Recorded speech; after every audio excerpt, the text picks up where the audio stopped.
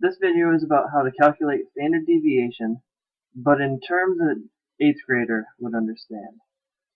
When I was looking up resources online to try to help my students, I found all of the calculus-based stats and theoretical stats, and it was really difficult. So here are steps that are easy for an 8th grader to follow. All of the math involved is definitely easy enough to do. So the question for this problem is, how many light switches do you have in your house? And out of the 6 random people that were questioned, there are 4, 6, 7, 7, 8, and 10. So the first step in how to calculate the standard deviation to find out how this data is distributed, the first step is going to find the mean of all the data. So then you take up all those numbers of the light switches, and there's 6 of them. So you add them all up, divide by the 6, and you get 7. So you find the mean of our raw data. Our second step is to find the difference of our numbers and our mean. So we take our first number, which is 4, and we subtract our mean to get negative 3. And we take our second number, which was 6, and subtract our mean to get negative 2. So we do that for all 6 of our numbers. I want to remind you, please pause this video to write these notes down very detailed like. You're going to have to pause the video to take good notes. That's just a quick reminder. So we find the difference from our numbers and our mean. And then the next step, we take those differences and we square them. So this first difference was negative 3. Now we square it. So that means negative 3 times negative 3 equals 9. Our second difference was negative 2. So we take negative 2 times negative 2, which is positive 4. Our differences should always, always, always be positive. Because a negative times a negative is a positive, and a positive times a positive is a positive. So we square those differences between our data and our mean.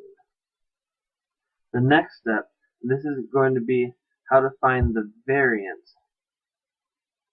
To find the variance, you add the squares and divide by 1 less than the total number of data points.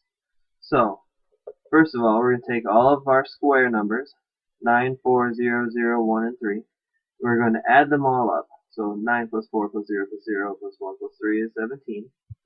And then it's almost like finding the mean, but we're going to divide it by 1 less.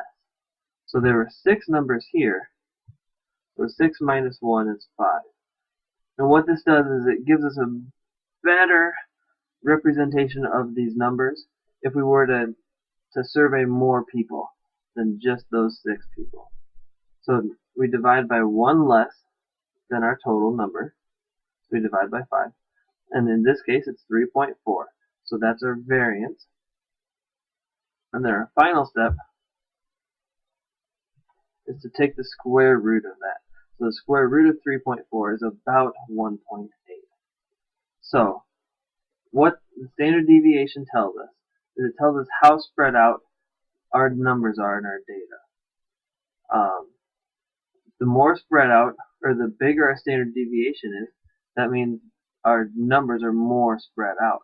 If our standard deviation was 0, that means all of the numbers are exactly the same, and there would be no variance at all. There would be no difference. The numbers would not change. So the smaller the standard deviation is, the more compact our numbers are, and the higher our standard deviation is, the more spread out our numbers are.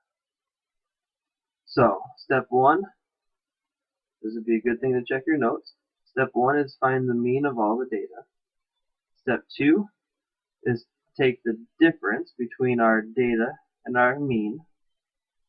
Step 3 is to square those differences or multiply them by themselves.